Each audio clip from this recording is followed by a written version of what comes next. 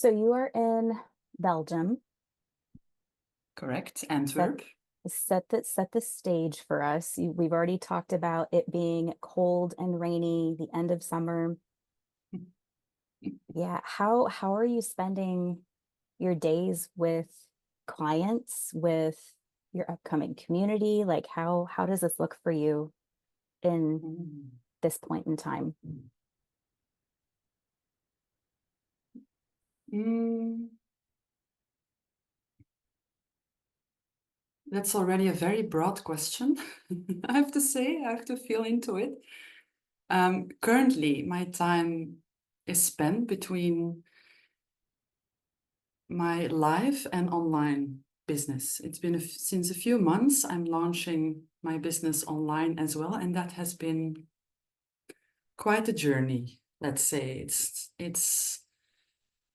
it's a very different experience to have a business that is also rooted in the online space as well as live. Because before, I think I started doing this work like 2 years ago, so I'm still quite of a newbie, I would say. Doing sessions back to back, one-on-one sessions, and I still I still have those, but I felt like um, this isn't me honoring myself as a somatic practitioner. I felt that if I would continue giving one-on-one sessions back to back, I would be depleted. So that is one of the reasons I decided to um, direct my business into the online space as well. And there, oh wow, so much discoveries about myself, about my clients, about um, what I want to pour into the world, let's say. And so, yeah, it's an ongoing thing. I'm mostly, I would say, discovering, exploring, experimenting, trial and error. And then there's days, of course, you're an entrepreneur as well, that that you question yourself. Do I want to burn it all to the ground today or not? Hmm. Yeah. In my world, it sounds like, fuck, I have to go to the corporate world again. No, I don't want to. That is my fuel, truly. Like, I'm not made to be in this system, essentially filling up someone else's pockets with money. That's how it feels to me. And I'm lucky that I have these gifts that I can bring into the world. So, yeah. Does that answer your question? It does. And you mentioning that actually brings up a recent kind of pivotal decision that I had to make. Uh, I've mentioned, in multiple spaces that both my husband and I are full-time entrepreneurs at this point in our lives. And like you said, the days that you're like, I can't go back to something else. I had a job reach out to me that I left almost a year ago. It was a full-time client that I had that I was doing a lot of corporate stuff for. It was still, I justified it because it was still in the holistic space. It was for my mentor. And the position, was offered to me again. And I danced with it. And, I was like, I could do it if I had this contingency tied to it. And that contingency wasn't, she didn't want it. And so I told my husband, I was like, I know the money would be really good right now, but I have to choose me. And I have to believe that what I'm doing will be worth it in the long run. Will be worth it in the short run. And it's a lot easier to say that theoretically. So Yeah. there's so much solidarity in, yeah, having that be your fire of, now I can't go back. I can't do that again. Um, Mm.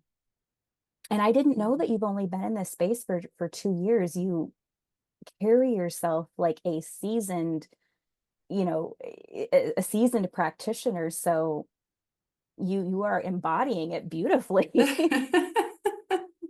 Thank you. Yeah, I can relate to what you say. Um, just before we started recording, I was reminded by the fact as well, like, is it only 2 years?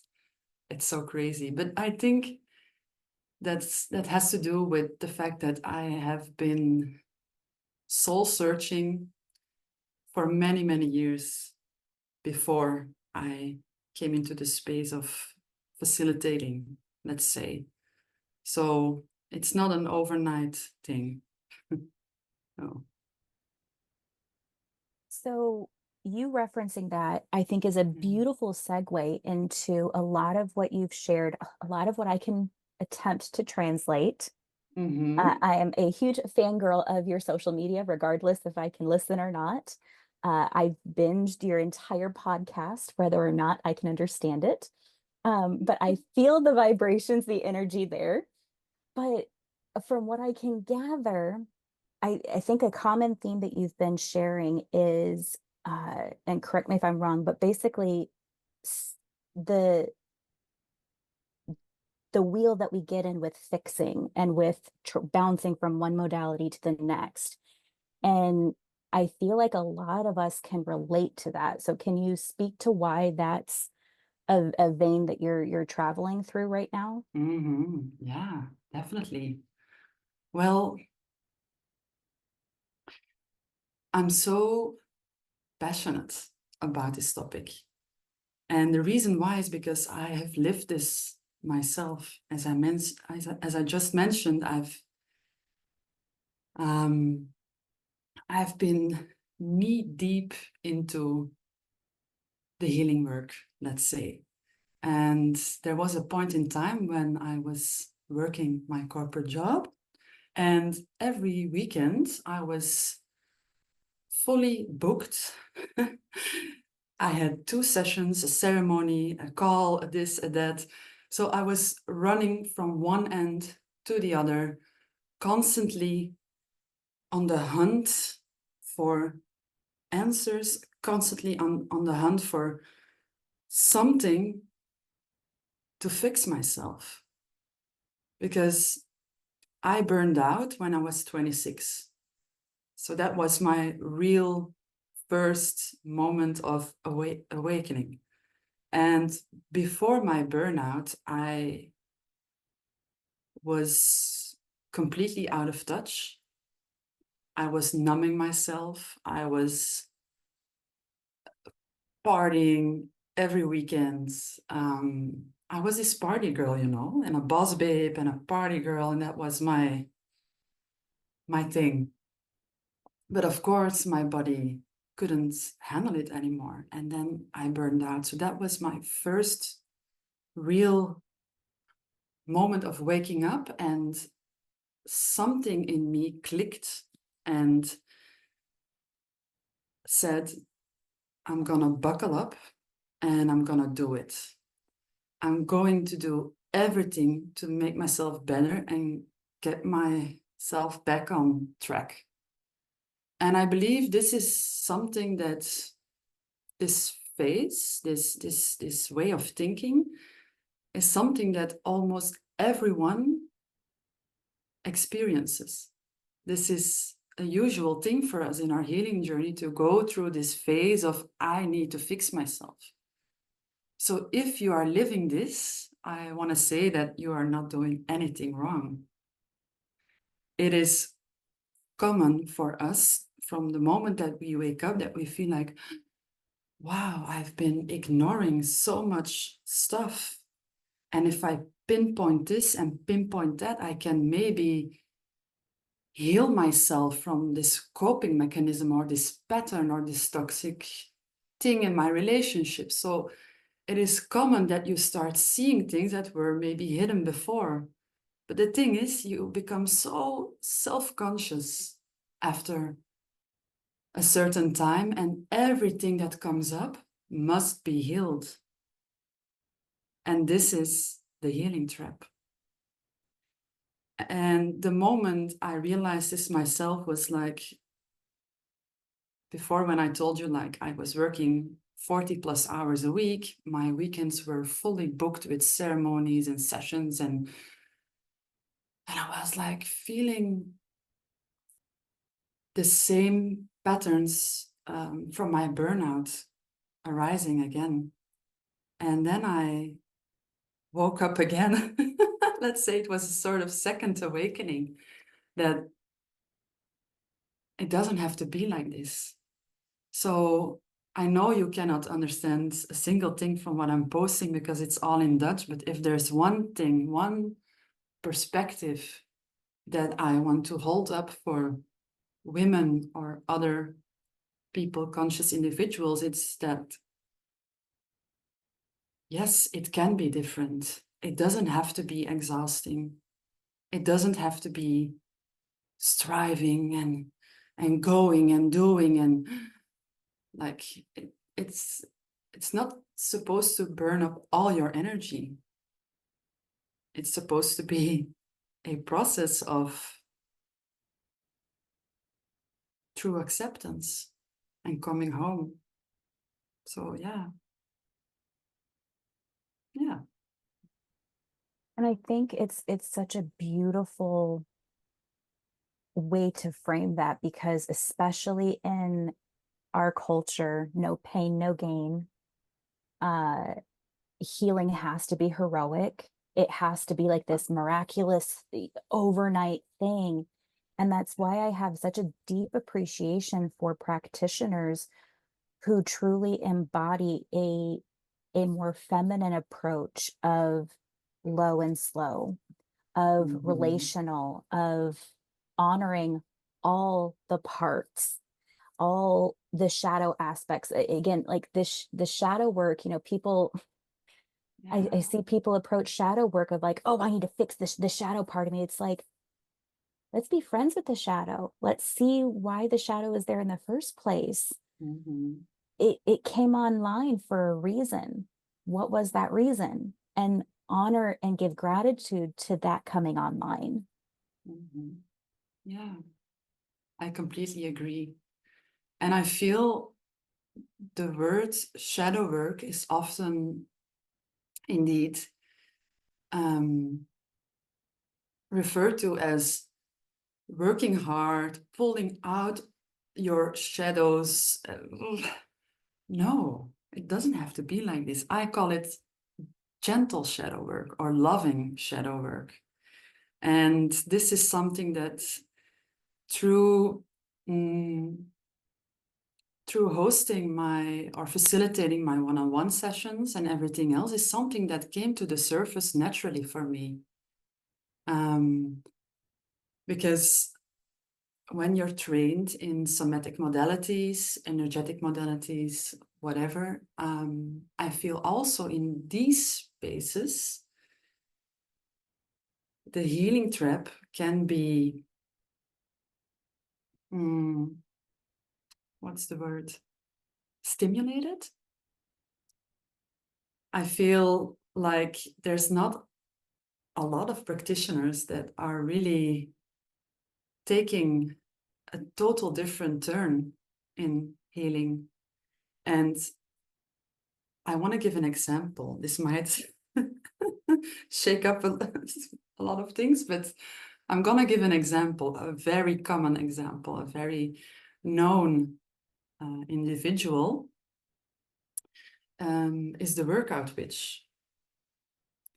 I love what she brings into the world. I truly believe that somatic movement is supportive, nourishing for your body, but I just cannot agree with the way she talks to people. She, and again, this is something she's a great teacher for me because there's a part of me that is angry and it's like, it doesn't have to be like this. Why are you buying people into this narrative that you have to fix and heal and but then again, I remind myself that this is a phase in our healing journey. We cannot bypass this phase because I feel like coming out of the healing trap is needed. We first have to experience this, and then the moment we come out of it, it's our initiation into self-love and acceptance. So we first have to push ourselves in a certain way, like, because otherwise you cannot flip the switch. So then again, I'm like, okay, you are talking to those people who are in this first phase, and I see you, but I just wish um, people wouldn't fall into this trap over and over. But yeah, that's why I do what I do. I'm curious, Audrey, to hear your opinion about I this. no, so I personally did buy the Workout Witches bundle, Okay. and I completely agree with what you're saying, because I viewed it through the lens of, like you said, I see the both and I completely agree with you that she is marketing to the people who are in that initial stage, Mm-hmm. who don't have the conscious awareness of it's there for a reason. Mm-hmm. The stored trauma is there for a reason. So like, sure, let's do some lazy hip exercises and hip opening exercises and all of that. Yeah. um and the both and is, I enjoyed it because I was able to bring that in with the other modalities that I was already using. Yeah. And but the reason why I was smiling like that is because there are so many people that are typically larger accounts, that Yep. are typically bigger social media people, and none of the names are coming to mind right now, but it's like you said, I had the same visceral anger of, Mm-hmm. why are you talking to their victim mentality? Yep. Why are you talking to their victim consciousness? And that's when I remind myself, I'm like, oh, because that sells. Yep. Mm-hmm. Because the the healing trap is very profitable.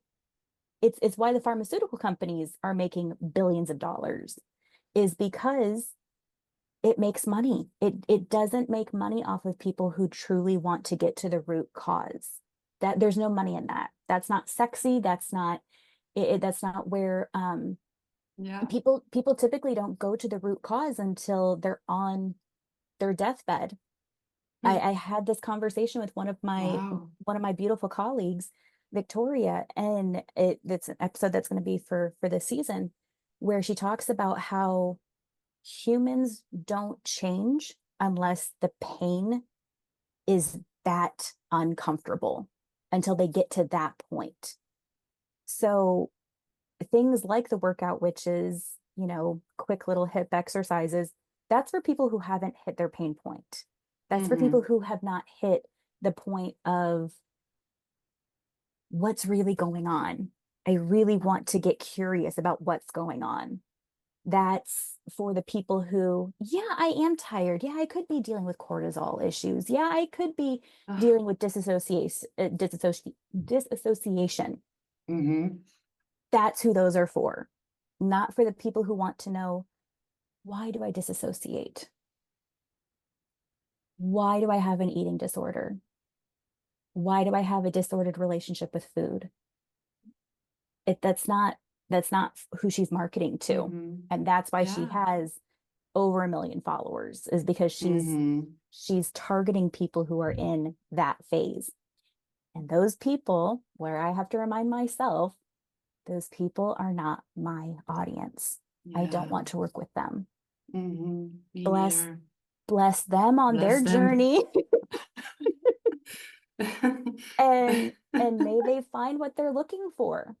Yeah. Those are not the people who I'm calling in to facilitate. hmm hmm I wholeheartedly agree with what you're saying. And I also have realized this, like, yeah, it's these bigger accounts, these that are convincing you of these ideas. And it's for us to patiently sit with an open heart, open arms, and receive them when they come. And it's also up to us to really only open the doors for people who have the same intention as we do. And I realized it again. I was being put to the test. I think it was yesterday. It was only yesterday. I could sense that this woman, she booked with me, not the usual. She didn't come through the usual way, let's say. She already booked an appointment before we spoke, and I was like, okay, let's just do it. I didn't really think it through, and from the moment I spoke with her, I could sense that she came for a modality that I have in my toolbox, and that she didn't come for me. And usually everyone I work with comes for me, for my energy. Like you said, Audrey, like I do not understand a single thing from what you're posting, but just the vibrations, the energy that I can see through your stories is what pulls me in. This week I had a girl from Ireland, same story, didn't understand a single bit, but she was just like, your visuals, the words you're using, something is pulling me in. And those are the people who I feel are truly ready to receive what I'm trying to radiate, trying to hold this perspective for them. And if they come for a modality that is in my toolbox, yeah, it's not the right client for me. And actually, if I'm really honest, it's also draining to hold space. So yeah. I if you're okay, Audrey, I would like to talk about um how you can recognize if you are stuck in the healing trap, because I love it. Yes, let's yeah, go. yeah. Because we are talking about it as both as practitioners, we are aware of this. But often when you are experiencing being stuck in your healing journey, you are not aware that you are in this cycle, in this endless cycle of self-improvement. So there's I think I want to speak about the four most common types of being stuck in the healing trap. And I think the first one is the one that is seeking for answers. And I love how you're listening. Um, I'm holding the 26-year-old version of me right now. mhm. Oh, so beautiful. Yeah. Yeah, the one that is seeking for answers, and especially looking for answers outside of herself.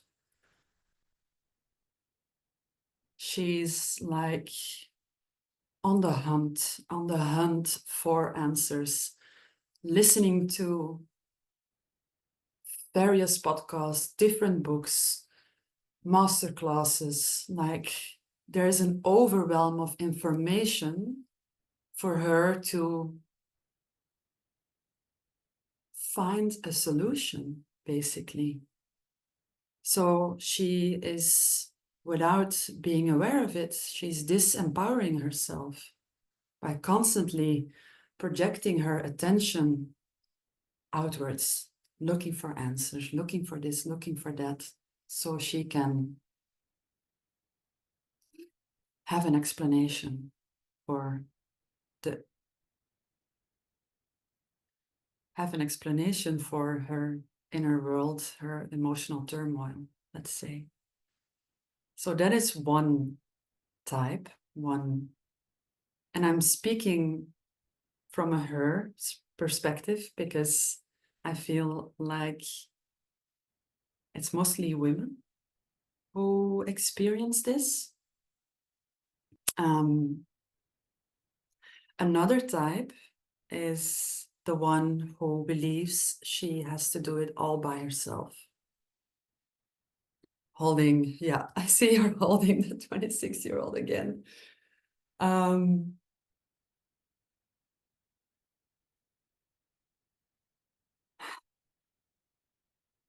feel like that, like we are raised in a culture, especially nowadays, that is so out of touch, so focused on the individual, and where we are afraid to talk about our pain. We are scared to be vulnerable. So we believe it's safer to do it all on our own and carry what we are experiencing all by ourselves. And I believe that, and I'm sure you're agreeing with this, that true healing, the deepest work is done in relationship. Yeah. So that's another one.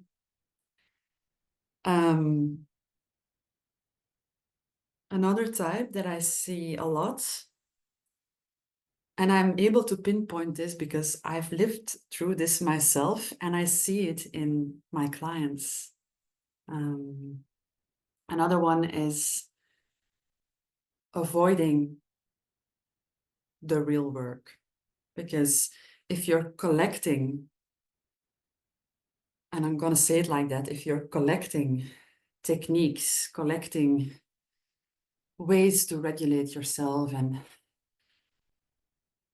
you might be avoiding the real work. If you really believe that you constantly have to regulate yourself and constantly have to practice and have to tap and have to journal and have to do a lot of things, yeah, you might be avoiding the real work of truly meeting yourself in the depths of it all. Yeah. And then the last one, and that is really the one that hits home for me, is the cycle of not being enough. If she is stuck in a cycle of self-improvement and she feels as if she will be better one day, she will be more healed,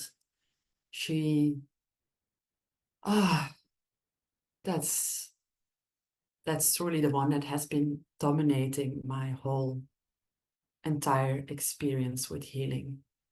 For as long as I can remember, I felt different from other people. I always felt like an outsider, as someone that would always be misunderstood. I always viewed myself being less than others. I was from a young age very, very self-aware, very constantly scanning everything I was saying, scanning everything I was doing, because from a young age, I believed that I wasn't good enough. So naturally, when the body says no, which it did in my case, this belief is still present. And it fueled my entire healing journey completely. So the reason why I was working hard, doing overtime at work and doing overtime in sessions was because I didn't feel good enough. I couldn't love myself as I was. I believed that healing was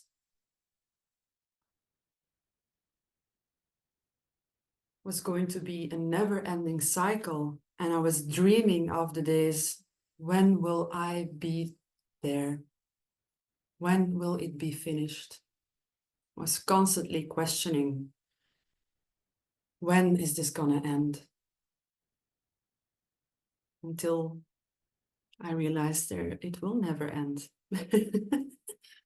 But it's all about the intention. And if you're stuck in a cycle of not being enough, of a cycle of self-improvement, chances are you are healing from your ego. And that is why these accounts like the workout, which are so popular, because it speaks to the ego. And I feel with the work that I'm doing, I show people how they can heal from their hearts, from acceptance and self-love. And then healing doesn't become a chore. Healing is no longer a badge that you're carrying, a badge of honor, you know, that you're carrying around. It's no longer a rigid practice. It is something that naturally arises.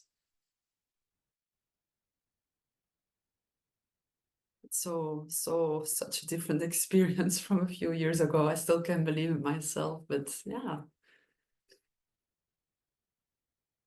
that's how I feel about it all.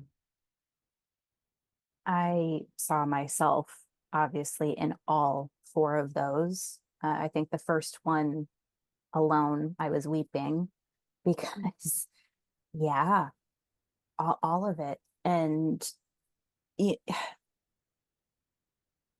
it's interesting because those who just what's coming up for me right now is not only is the healing a badge of honor, but also the health crisis is a badge of honor. Uh, there's a so my particular burnout came. I'm going to try to like synopsis this real quick, but my particular burnout came from severe postpartum depletion, severe isolation with a newborn, and it was really where my thyroid finally was like, "Hey, you've been doing this for years. Now it's time that you're actually paying attention because you have no choice." Like I remember getting sick. I think I had like strep throat or something like that. And I wished for death. I've never been suicidal my entire life. I've never had suicidal ideations. But in this moment with a like little 3-month-old baby, I was like, death sounds like a beautiful rest right now. And it all of these things happened. And as I've navigated my healing experience and my healing from the ego and being in the trap, like you beautifully just described, to finally where I am today and holding all of these different versions of myself while I'm navigating today in this present day, I this particular health crisis or health symptoms is very, very prominent on one of my family or on my dad's side of the family. And it's really interesting talking to some of the women in particular who have these Mhm. health symptoms, the same health symptoms, and wearing it as a badge of honor of like, oh, it's just part of our heritage. And I'm like, it doesn't have to be. Mhm. But if that's where you are, if that's what's true for you and you would prefer to wear that badge of honor, then Mhm. bless you on your journey while you do that. Yeah. But I love how you spoke to healing from the ego, Mhm. because I don't think enough that gives enough light, that gets enough talk time of, yeah. And the thing is, what's also very interesting about this process is when I talk about this, it immediately, not always, but often, is immediately received with resistance. And when I notice that, I'm like, this is the sweet spot. This is the sweet spot. Because the resistance is coming online, because there's a part of them, there's a deeper knowing that agrees. So the resistance comes up because the ego wants to, oh, no, no, no, I don't want to let go of this. No, no, no. So when there's resistance, that I know that this is the person for me, because I know that they will, it feels like eye-opening, you know? Um,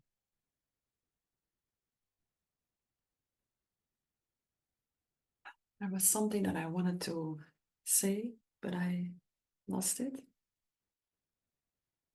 Um, yeah, and talking about this resistance, um, I've been mainly talking about this with my one-on-one clients and showing them this perspective, and then these questions of resistance that come up is like, but how do you live in integrity with yourself? Because you are doing, like, you are bringing this work into the world. Like, how do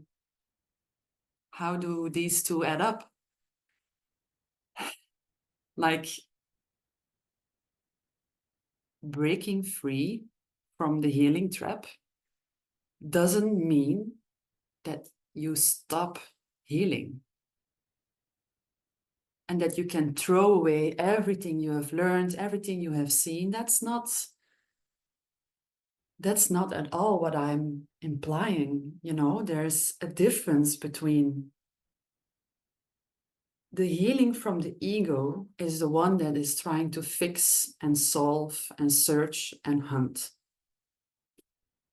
And thoughts that come up is, I'm too needy. I should be more regulated. I have to be more healed to be in a relationship.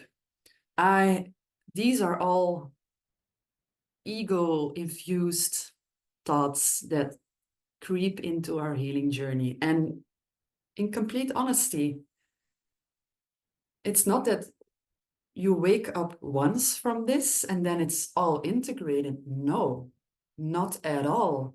Like in one of my previous group containers, Unshamed, I was talking to the women like in week 4 or something, like humbling myself and saying, there's times I have to come back to my own, that I have to circle back to my own medicine and realize that I was stuck in a cycle of fixing my relationship, trying to fix my relationship. And especially in relationships, whew, this is a territory that brings up a lot of healing from the ego, I would say. And recognizing that there will be times that you notice that you're fixing yourself, and then you come back again from that. And I feel like if you can truly accept yourself, then you don't have to look for parts of yourself that have to be healed. They naturally arise, they naturally come to you. And I believe that deep self-acceptance doesn't come from singing mantras about self-love. Doesn't mean they are not useful, but deep self-acceptance comes from sitting with all of it. Suicidal in what was the word? Ideations. Ideations, yeah. With suicidal ideations, with, of course, I want to say here that this has to be in support, with the support of someone else. This is not something that you have to simply sit with yourself, not at all. But also, like, I have to hold myself through so many death processes, like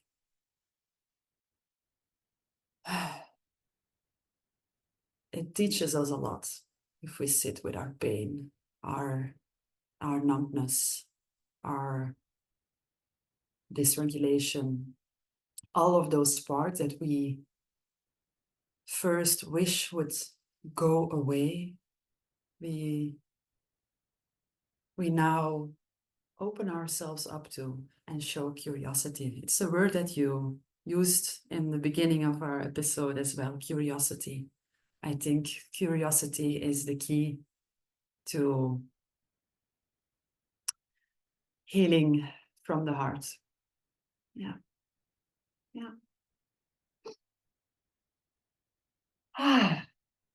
Wow. So you mentioned your group program, Unshamed. Is that something that is a ongoing group container for you? Is that something that you've, offered live once? Are you going to continue to offer it live? Yeah.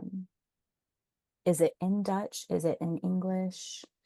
It's in And Dutch, it's in Dutch. Okay. unfortunately. No, you are speaking to your audience, so that's very Yeah. fortunate for your audience. And hearing Yeah, it in yeah, their yeah. mother tongue is Mm-hmm. no, so beautiful.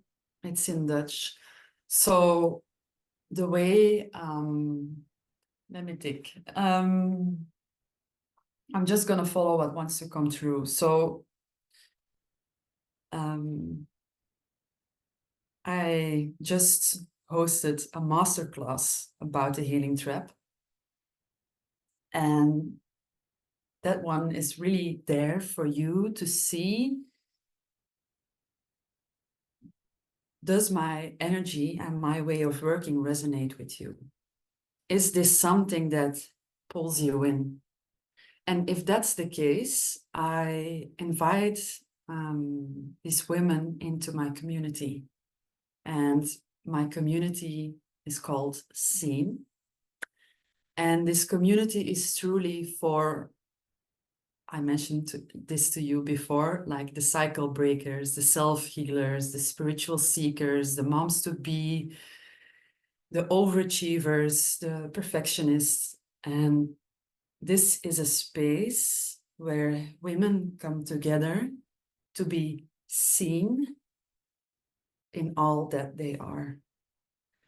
And it is a space where they can be completely vulnerable, where their pain is not demonized, but their pain is honored, and where they can be witnessed in their most vulnerable states.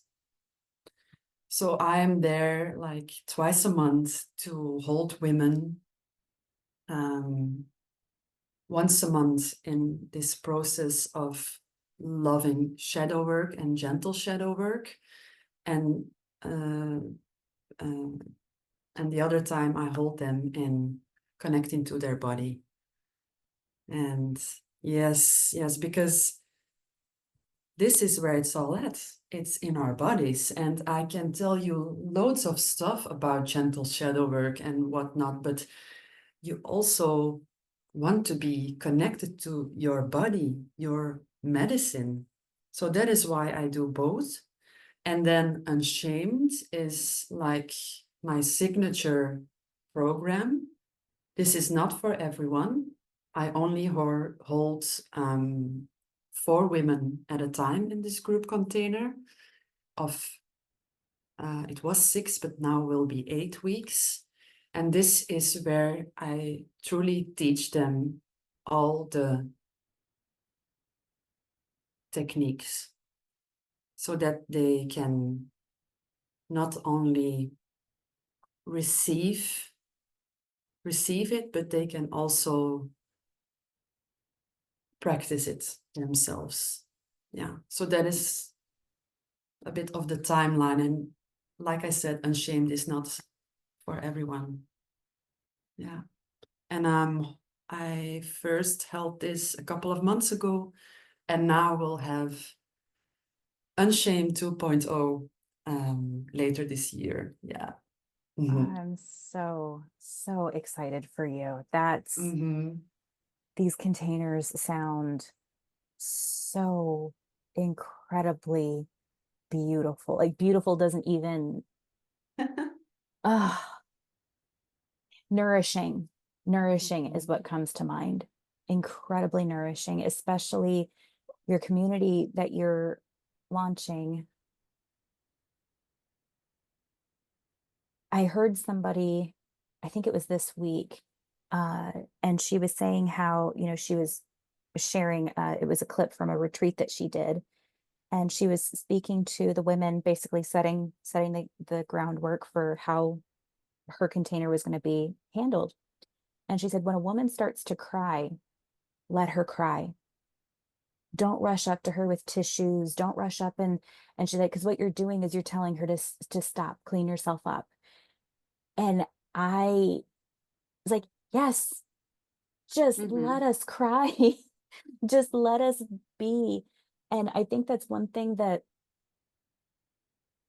eh, we at the beginning we were talking about my children, my daughter in Mm-hmm. particular. She has taught me more about space holding than any client I've ever had. Amazing. She doesn't want any of my modalities. She doesn't want any of my medicine like that I have like, homeopathic remedies for. She doesn't want any of my herbs. She doesn't want anything. Do you want me to sing? Do you want me to just sit and be still with me? And I'm Mhm. like, okay, I will Yeah. just sit and be with you while you're crying. I will just sit and be with you while you're purging, while you're going through a upgrade, a physical upgrade. I will sit with you and just be with you. And I'm so, so incredibly grateful that this is something that you're offering to women in particular, because the women who you just listed are typically the ones who are doing that for everyone else. Yep. So thank you for facilitating that for, Mm. as I call it, the caretakers. Yeah. Yeah. Yeah. Wow. You just hit a nerve. When you said like, I will sit with you. What was it that you said? Can you um do you remember? Do you recall the exact words that you were saying? I Oh, will I, sit I, with I will sit with you while you cry, while you purge. yeah, I will sit Um, yeah. I think this is something, especially for the women that I have listed, this is something that we have missed.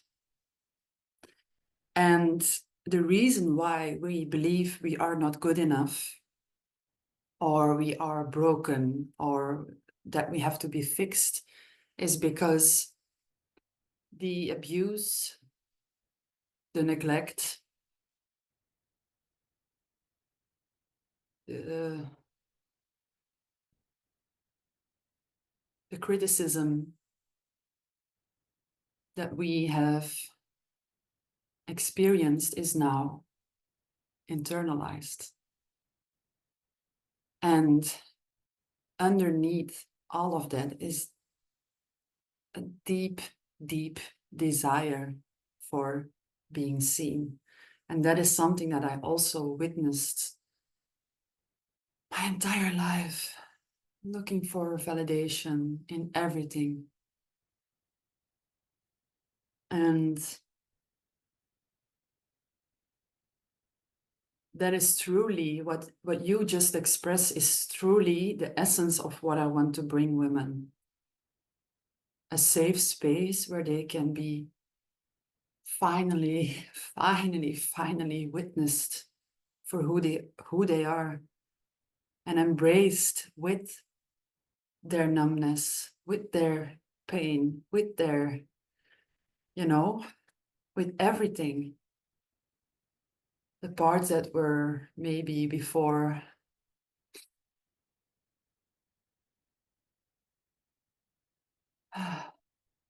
what's the word?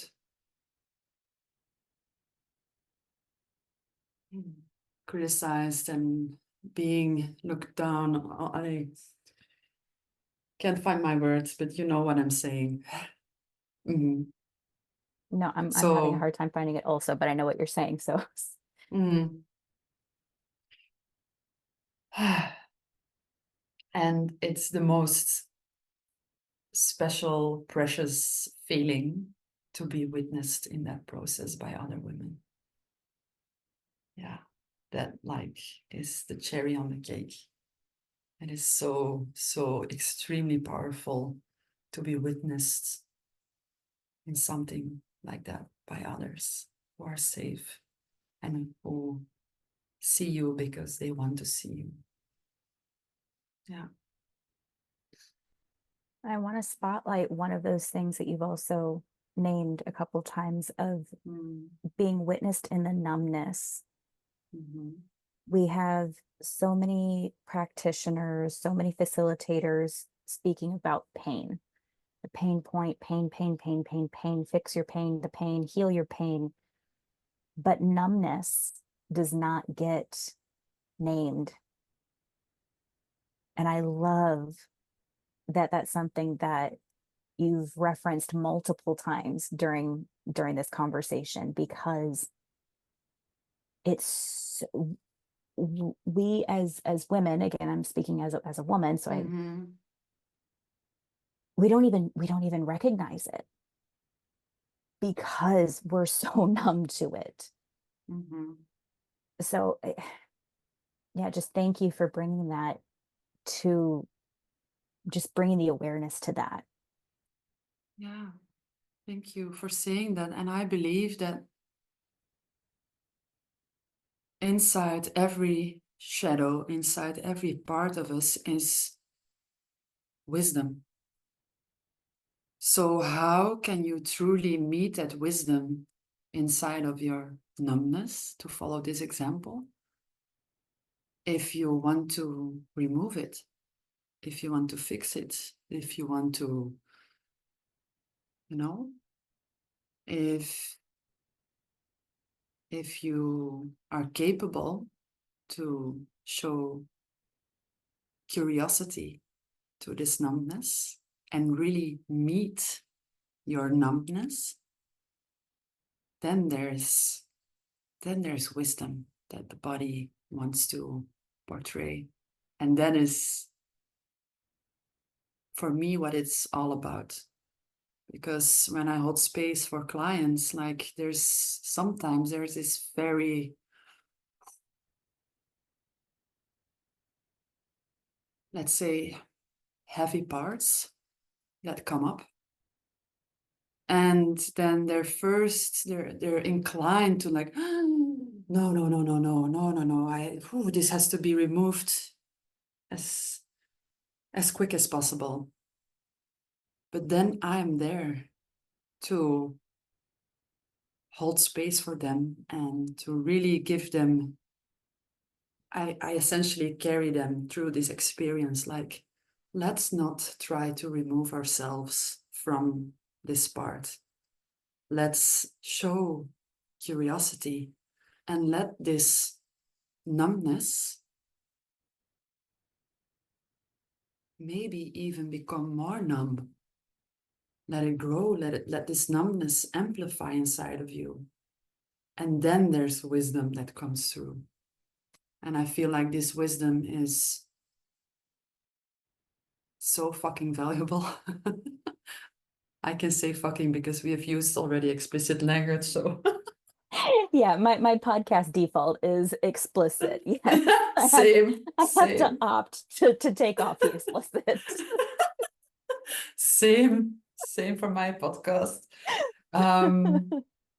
But that is Yeah, such a beautiful process. And yeah, again, do not practice this blindly by yourself. This is something that really has to be facilitated by someone who is able to carry all of that.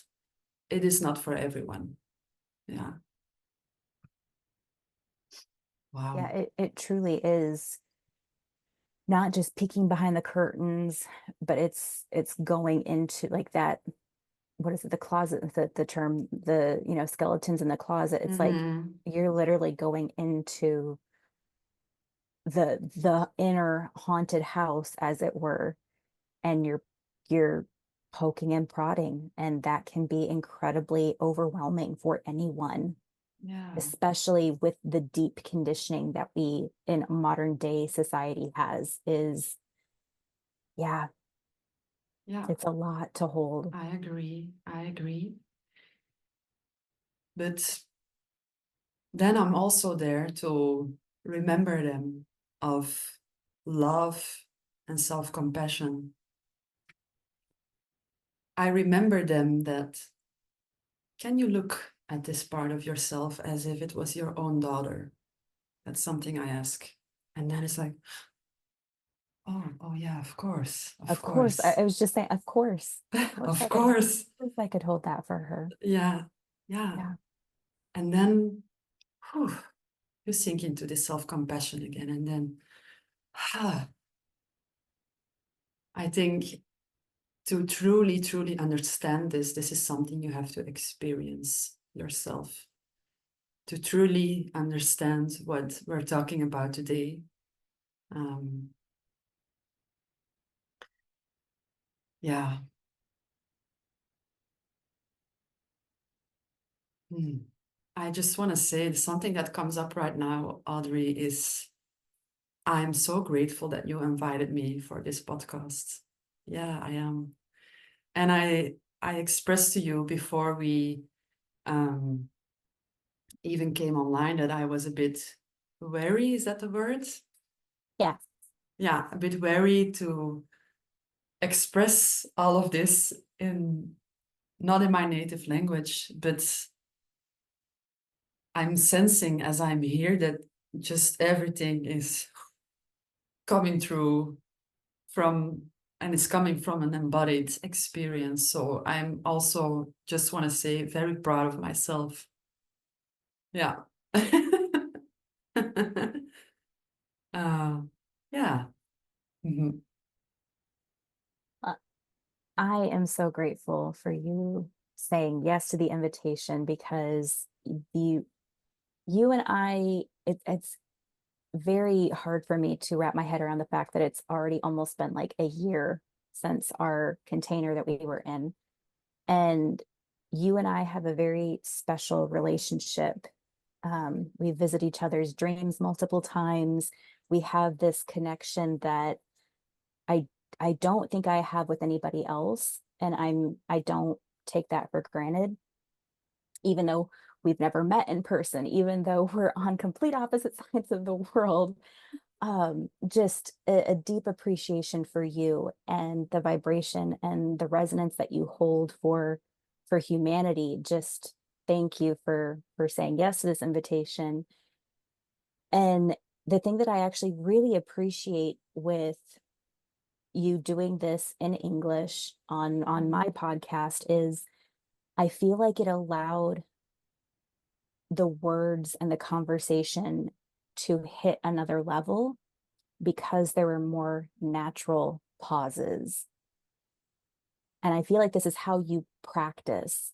I've been blessed to, during our exercises, with a facilitation back and forth. And it took, while you were talking, it took me right back to those practice sessions Mm. and just being in that space with you. And so I genuinely appreciate that that's what you brought to this conversation, is a very exactly what we're talking about, the low and slow and Mm-hmm. intentional. And I feel like that's what we got with this conversation, was intention. Mm, beautiful. Beautiful that you mentioned that. And yeah, when you spoke about our connection, like every time we speak about it,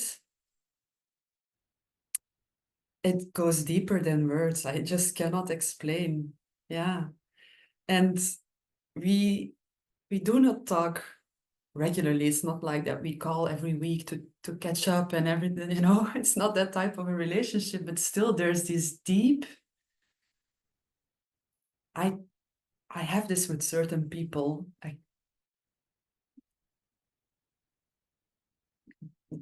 You see, I'm trying to find the words, but I just cannot.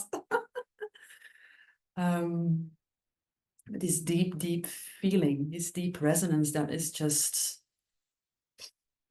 um, so beautiful. Because I remember that you showed up in my dreams before you even started the Rooted Woman Collective. Remember?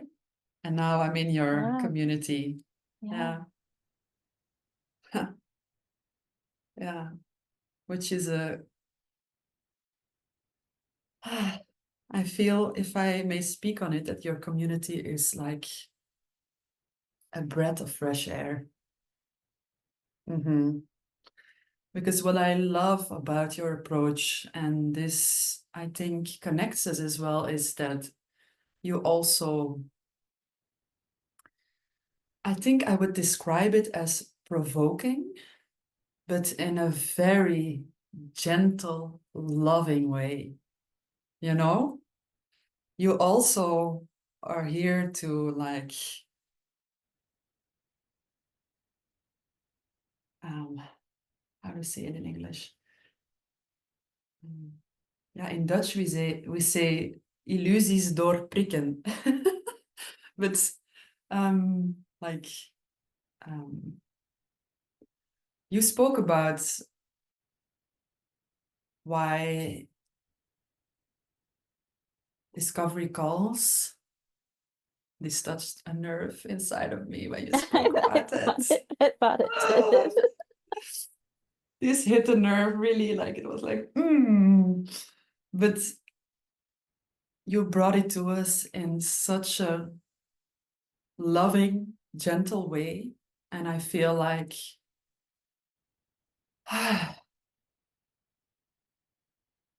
this is what connects us. I'm the same. I'm also here to like, this is an illusion. This is, but in a slow, low and slow way. And that's what I also like about your community.